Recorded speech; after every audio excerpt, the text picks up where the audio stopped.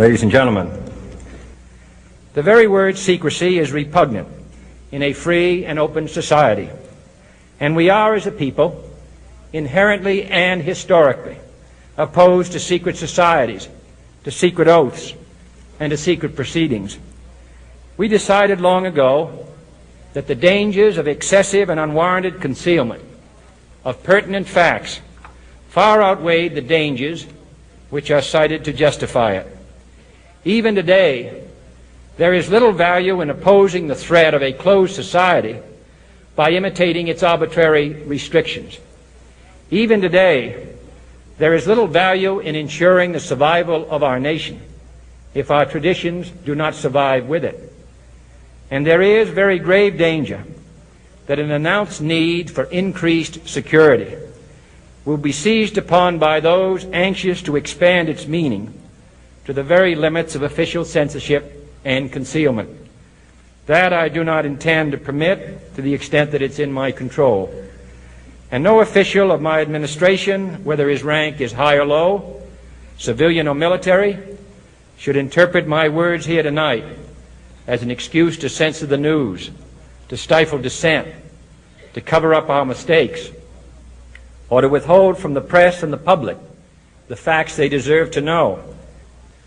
For we are opposed around the world by a monolithic and ruthless conspiracy that relies primarily on covert means for expanding its sphere of influence, on infiltration instead of invasion, on subversion instead of elections, on intimidation instead of free choice, on guerrillas by night instead of armies by day.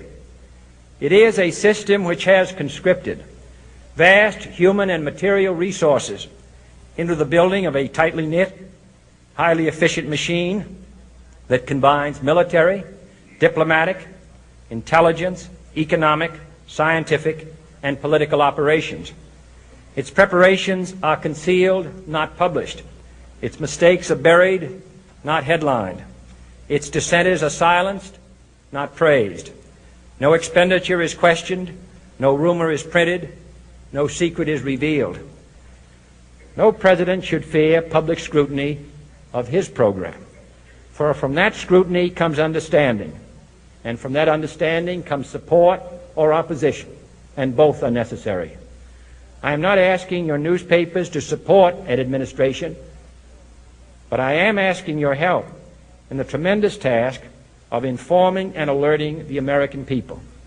For I have complete confidence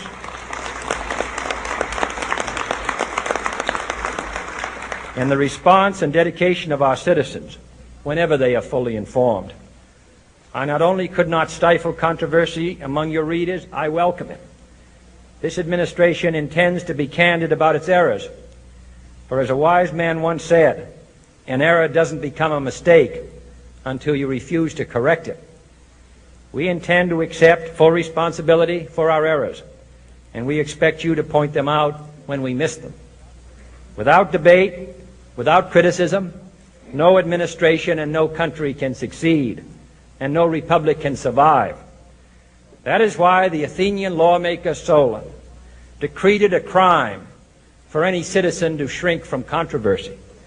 And that is why our press was protected by the First Amendment, the only business in America specifically protected by the Constitution, not primarily to amuse and entertain, not to emphasize the trivial and the sentimental, not to simply give the public what it wants, but to inform, to arouse, to reflect, to state our dangers and our opportunities, to indicate our crises and our choices, to lead, mold, educate, and sometimes even anger public opinion.